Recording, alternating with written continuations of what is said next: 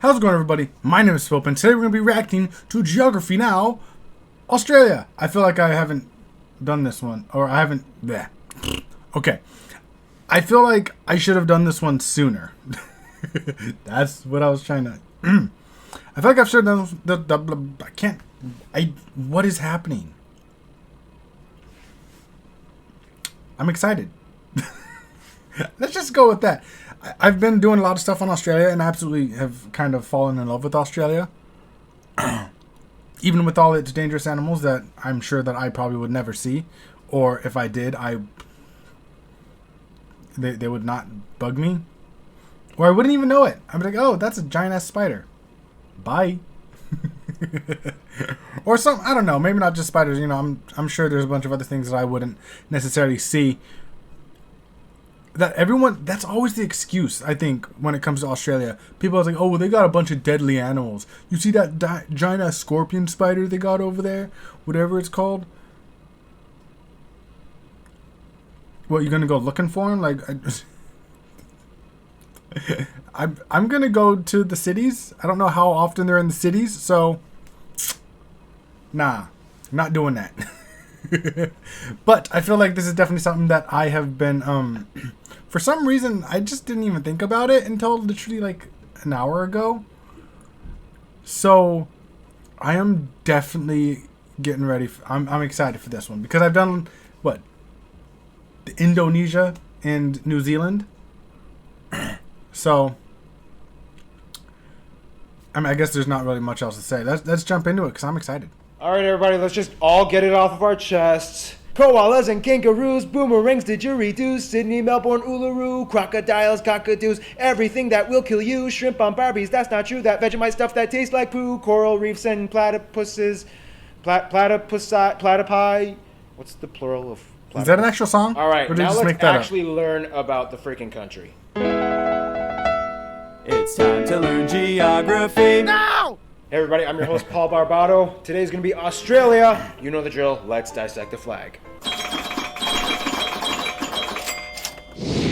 The Australian flag has a blue field with a Union Jack on the upper hoist corner to represent that it was a former colony and a current Commonwealth of the United Kingdom, with a large star under it representing the Commonwealth, and the 5 stars on the right, the Alpha, Beta, Gamma, Delta, Epsilon, Crucis, to the right representing the Southern Cross constellation. Alright, that was fun. Now let's discuss about the borders.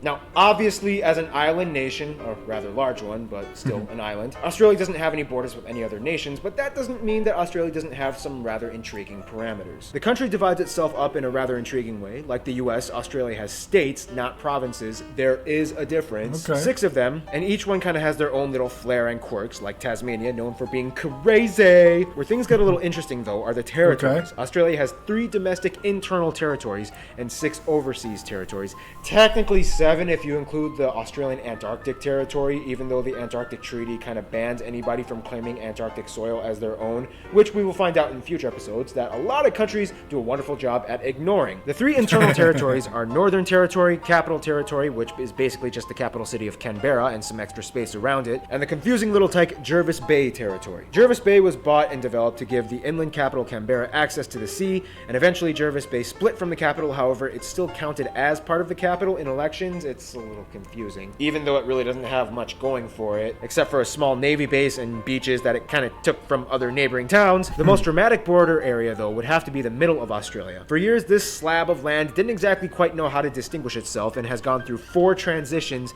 in the past century. First, it was all South Australia, which didn't quite make sense because parts of it touched the northern parts of Australia, so it split into 2, 1 state and 1 territory. Then for 4 years, it became South Australia and 2 territories, the new one being called Central Australian Territory. Then finally it changed its mind and went back to being Northern Territory. Central Australia is kind of like your girlfriend at a restaurant. What do you want? What do you want? It's not that simple! Finally, we've reached the overseas territories. Although Australia has over 8,000 islands under its sovereignty, 6 of these islands operate as distinct territories, some of which sustain themselves with permanent populations. They are Ashmore and Cartier, the Cocos or Keelings Islands, Coral Sea Islands, the Heard and McDonald Islands, and the popular holiday spot, Norfolk Island, and the pleasant Christmas Island that gets attacked by huge coconut crabs every year. Finally, Australia is home to arguably the Okay, so how close are those? When I'm thinking overseas, when he's talking to like, I'm thinking like very far away. But I mean, there's a lot of ocean, obviously. Mixed doy. You know, there's a lot of like, are they like somewhat near? Like, was that a problem between like Indonesia? Because I know Indonesia has like a bunch of lands, right? Islands and whatnot. So was that like a problem between Indonesia and Australia, between all the lands or something like that? Most micronations in the world. Places like the Principality of Wai, Rainbow Creek, the Empire of Atlantium, and more. These nations were developed by either small groups of people or a single person because they were doing things like protesting taxes and wanted to claim autonomy, or they were just kind of bored and decided to amuse themselves. But still, hey, they tried. All right, now let's talk about the landscape, shall we? Okay, not all of Australia is a desert, okay? Only about 35%. Okay, so besides Antarctica, Australia is the driest continent on the planet, which explains why, yes, 85% of the population lives along the edges of the country within 50 kilometers of the coast. Nonetheless, a lot of places, specifically around the coast... One thing I have to say, why not... Obviously, I don't know the geography of this section right up here. Hold on, let me actually make this bigger. This section right here, is that because it's like cliffs, or what exactly is like? Why isn't just why not there? Actually have very temperate and even tropical landscapes. By the north, you find tropical zones and wetlands and rainforests. Okay. By the far edges on the east and west, you can find subtropical zones with lighter forests and plains. A little bit inland, close to the interior, you find grasslands and flat stretches of semi-arid terrain. In the southeast by Sydney, you find temperate, cooler, arid land with semi-tropical, yet slightly dry areas with an abundance of trees and plants. Then, of course, you have Tasmania, which is on a completely different level of green. Then we reach the deep interior where we hit the Great Deserts like the Great Victoria and the Great Sandy Deserts. This area is famously known as the Outback. The Outback is essentially the area of Australia with long open stretches of red and orange desert that lays out beyond the horizon with few sparse populations of people that can be found anywhere. It has a dry, rocky, rugged terrain that everybody assumes is teeming with a variety of poisonous insects and reptiles, and, well, I mean, it kind of is, but still, there's more to it than just that. Oh, and don't forget Lake Hillier, that strange lake that is mysteriously naturally pink for some strange reason that baffles scientists. Now, if there's one thing that really epitomizes Australia, it would have to be its world-renowned beaches and coasts. People flock from all over the world just to enjoy the beautiful, pristine atmosphere of a real, authentic Australian beach. Just remember to put on your sunscreen, though. Australians actually kind of have a joke where they can tell who the ignorant tourists are. It's usually the ones who think they'll be totally fine sitting out in the sun for more than 20 minutes. Skin cancer rates are actually exceptionally high in Australia, and the population has acknowledged the precautions that they need to take. Now, we all know that Australia is home to some of the most unique and curiously distinct animal species in the world not found anywhere else. However, Australia is also known as the home of many feral species. Australia has over 50 invasive species that were brought over to the land from areas mostly in Europe, and over the course of nearly 1.5 centuries have bred and spread like wildfire all over the country. Animals like the European rabbit, red fox, water buffaloes, goats, pigs, even camels, and worst of all, the famous cane toad. They've all gone wild and have cost the Australian government billions of dollars in environmental damages and maintenance. Yeah, I don't really know how to transition into the demographics from this part, so... Good job, England. Demographics. Assholes. It's a joke. Today, Australia has a population of about 23 million people. Now, to many outsiders, Australia is kind of known as the place where the British sent their prisoners. First of all, that's rude. Second of all, that's only, like, kind of half true. Yes, during the early years of Australia's colonization from the UK, droves of convicts were sent to penal colonies in Botany Bay, which is now in present-day Sydney. Over 165,000 convicts, about 25,000 of which were women, were sent over the course of 80 years. Although the British weren't the first ones to discover Australia, it was actually the Dutch. As they came, they named the land New Holland and the adjacent island next door, New Zealand, after the province of Zeeland in the Netherlands. However, as we soon discovered, the Dutch were really good at discovering places, but kind of not so good at colonizing and maintaining those places for themselves. However, most of Australia's population came from natural colonization from British non-convict nationals. Some would argue that Australia was kind of like the UK's version of Operation Backup Plan in case of America goes crazy. After the American Revolution, the UK tried to compensate compensate for lost colonies by re-establishing new ones, and Australia was hot on the list. About 85% of the population is European. Asians make up the next largest minority of about 12%, mostly coming from China and India and other Southeast Asian countries like Vietnam and the Philippines. And by the way, yes, Australia does have black people, not many, but before the Federation began, Africans, mostly from sub-Saharan countries like South Africa, Mauritius, Zimbabwe, and Sudan, have historically resided in Australia. It wasn't until the 60s when African assistance programs allowed many Africans to study and eventually move to Australia. And today, Okay, one thing I was going to say. Did people not realize that there's black people in Australia? Maybe that... I mean, I feel like that's a dumb question. I feel like... Maybe because I've been watching a lot of Australian stuff, so I'm just like, that's just a stupid question.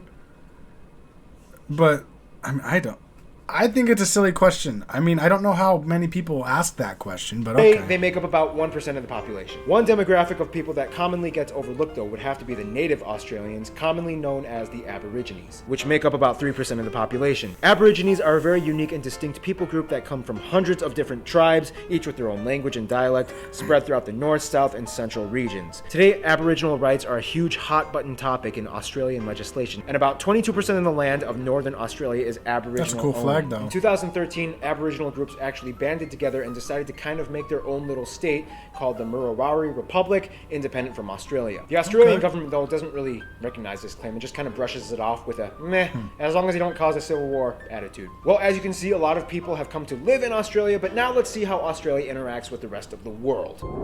Cool. Australia is, let's just put it very simply, a very popular country. If this was high school, Australia would be on the top of the social ladder, hands down. Everybody knows something about Australia. When it comes to friends, though, Australia not only goes for the cool kids, but also the strategic ones. Of course, Australia gets along with many of its Asian neighbor nations, specifically China and India, as large numbers of people from those nations live in Australia, and they do great business with them as well. Australia gets along pretty well with the islands of Oceania, except Fiji. In 2006, Australia refused to back up a military coup that overthrew the government in Fiji, and since then, things have been a little weird between the two countries. In terms of their best friends, though, of course, New Zealand would have to rank in the top level, and they are basically like siblings that share a very similar culture, language, and histories as former colonies, whereas the UK also has a high priority on Australia's entourage, as they make up the largest demographic of people ethnically and as migrants in the country. But finally, we reach the USA. The USA and Australia kind of have a little crush on each other. Australia is always there to back up the US in times when allies are necessary, and the US, well, I mean, we Americans, we just love Australians. We love their accents, we love their culture, we love their accents, we love their spunky Australian attitude, and we love their sexy, sexy accents. You probably might go over it, but I remember it was actually a movie. It was a miniseries on HBO. It was because there was the Band of Brothers, which was the European side of World War II, and then there's also the Pacific. And something that I've never known until watching that, which is kind of sad, because in school I know that they always focus a lot on the European side of World War II. I did not know that they're obviously the Pacific side. I thought that, once Japan bombed Pearl Harbor, we jumped into the war, whatnot, but we went to the European side. I don't ever remember hearing anything about... Okay, that's a lie.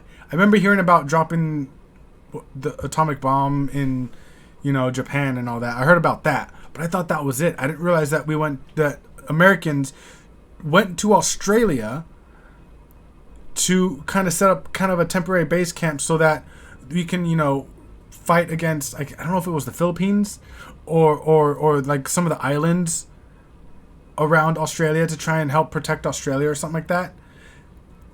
Again, this is kind of sad that I learned of this from a fucking HBO miniseries. It's ridiculous. But yeah. Almost any Australian that comes to the US is immediately loved and welcome, even if they are slightly sociopathic. One sentence with that accent and we are smitten. We love you, Australia. In conclusion, Australia is just... Everybody loves Australia. Stay tuned. Austria is coming up next. Ooh. Okay, so that's actually really cool. Again, like I said, I for the fact that I did not know about the whole Pacific side of the war, You know, like I said, I thought it was just, oh, they bombed us, so then we just went over and we bombed Hiroshima. You know, like, that was it. That was it. You know, and then all of a sudden they backed out. Like, I thought it was literally like within the same month or something like that. Month or two. That's all I thought that the war was, basically on the Pacific side of things. They bombed us, we bombed Japan, then we went over to Europe and helped in that. Boy, was I wrong. And then obviously I dug deep and it was like, holy shit, there's a whole extra side of the war that I didn't know about, even in like Northern Africa and stuff. Like, holy crap. But yeah, that accent y'all have. I don't know what it is. I think what it is, though, with Americans, we just love accents. You know, British, well, okay, some British accents. Let's be clear about that. Some British accents, we're just like, yes. And then there's other, we're just like, what did you just say? Same with Irish. I heard a story when I was younger. I was in high school, I think. And I heard a story of these Irish guys. They were getting... I think they were soldiers. It had something to do with the war, I think. Something like that. And they were trying to share intel or something like that. And the Irishmen are trying to tell the Americans what was going on. And the Americans are just like, can you speak English? You know, and it's not like it was even... It's just the accents were so strong. It was tough. Like, and I remember when I went to Ireland, there was a couple people that I heard that I almost didn't understand them.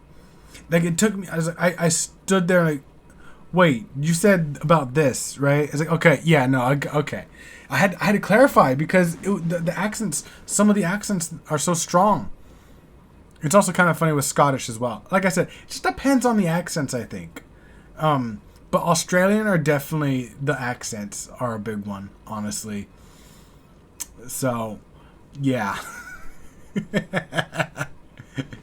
So we didn't really go over that, like, the northwestern part, that one little section where it didn't show anyone apparently living. Again, I don't know if, cliffs or whatnot. But let me know in the comment section below. I could probably actually look that up on Google Maps actually right now. But so while I do that, let me know in the comments.